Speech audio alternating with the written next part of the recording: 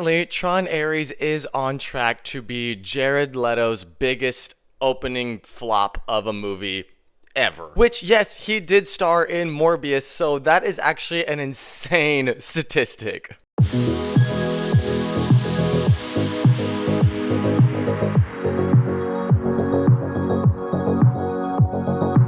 What's up, you guys? It's Jonathan Carter, the reviewer that watches bad movies so you don't have to, and today we are talking about Tron Ares. Tron Ares is the newest film in the Tron trilogy of films. The one that came before this was Tron Legacy in 2010, which also kind of came out to mixed reviews, and of course the original Tron that came out sometime in the 80s. So, large gaps between films here in these three films in this trilogy. Tron Ares stars Jared Leto, Evan Peters, Greta Lee, and Jeff Bridges, and kind of continues on the story from Tron Legacy, which we will talk about in this review, but it is mostly just its kind of standalone story in the Tron series of films. Now, I'm not the biggest Tron fan, but I did go into this one hoping to enjoy it. I like the aesthetic of Tron. I think the world is very interesting. I like the ideas of the light bikes, you know, the disc and things like that. I think the world has a lot of potential, something kind of reminiscent of The Matrix. With that being said, if you have seen Tron Ares, let me know your thoughts in the comments. Are you a big fan of the Tron series? Let me know all of those kind of things in the comments. Please be sure to like and subscribe. And without further ado, let's jump into the review. What are you?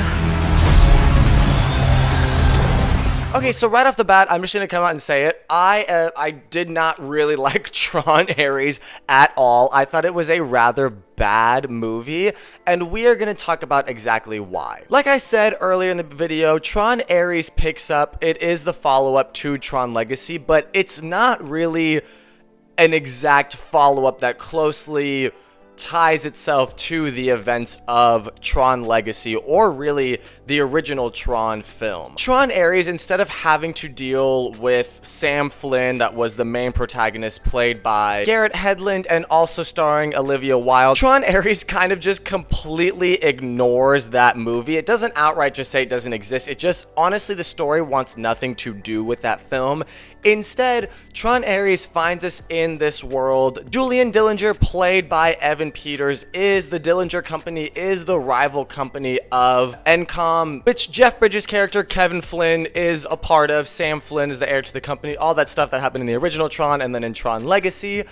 Dillinger is the rival company here, and they are essentially trying to, instead of bring people in the real world into the grid of Tron, or into the grid, he is trying to bring that world, the grid, into the real world. Opposite of that, we have Greta Lee, Eve Kim, who is essentially been searching for Kevin Flynn, Sam Flynn, since the whole disappearance and everything like that. What our main premise here is Eve Kim and Julian Dillinger are at a race for this permeance code that can essentially bring the world, people from the grid, into the real world. Julian is able to bring the grid into the real world, parts of the grid, but they can only survive for 29 minutes, I believe, and then they just completely fall apart, disintegrate, and are sent back into the grid. So this permeance code will solve that problem. So if you are wanting a Tron movie where you can turn your brain off, suspend your disbelief, and you just get some light bikes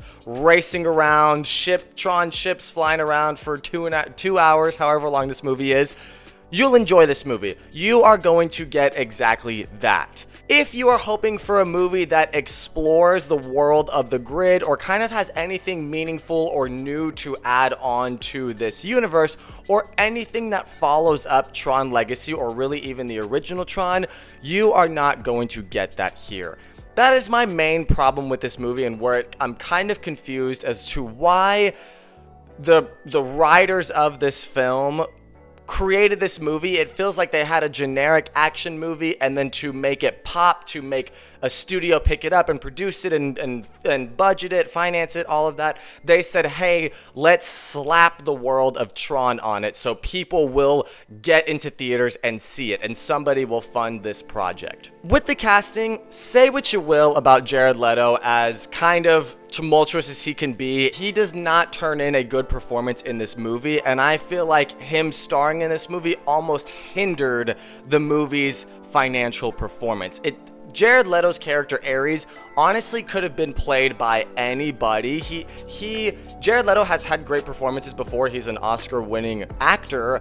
None of that is here in this performance. This again could have been any other actor, and there would have been no difference in the film. So I'm not sure why Disney or whoever decided to do it brought Jared Leto in as the main actor, because all they did was really hinder the box office and success of their film, and not even have a good performance from him as the lead title character Ares. What's getting a lot of talk here with Tron Ares is the amazing visuals and the soundtrack by 9 Inch Nails.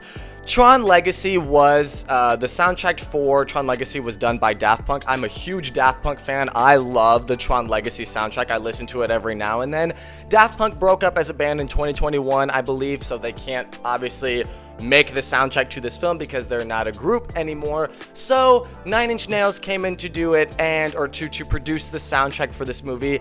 And I'm not trying to be a hater.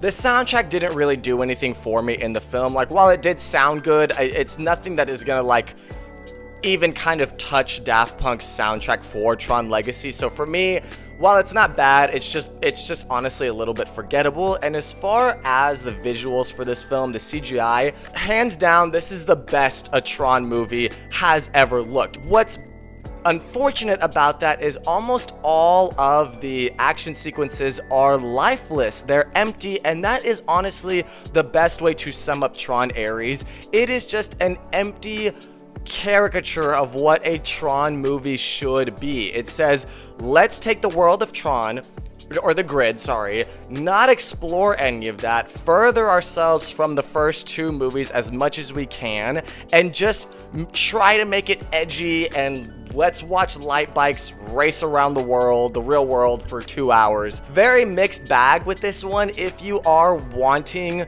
like I said, if you were hoping for something that continued Tron's Legacy, the story from that movie, or anything having to do with the grid, exploring that world, you're not going to get that here. And I would even say, if you're wanting a mindless action film that's going to keep you entertained for its entire runtime, you also really aren't going to get that with Tron Legacy. Or sorry, Tron Ares. Wrapping this one up with the verdict, Tron Ares was a massive disappointment for me, even on all ends of people trying to defend this film. If you were hoping for something that was fun to watch action-wise, the movie looks good, but all of the action scenes are empty. The world is just lifeless. There are no meaningful characters here, and it's just very much wasted potential for a Tron movie when you have this just incredibly interesting world, something that could rival something like The Matrix, and you just don't do anything with it. All that being said, I'm gonna give Tron Ares a 4 out of 10, and on a see it, stream it, or skip it. If you've seen Tron Ares, let me know your thoughts on the movie in the comments. Did you love it? Did you hate it? What did you think about my review? Do you agree? Do you disagree? Put all of that below. Also, please be sure to like and subscribe. Thank you all so much for watching, and as always, I will see you guys on the next one.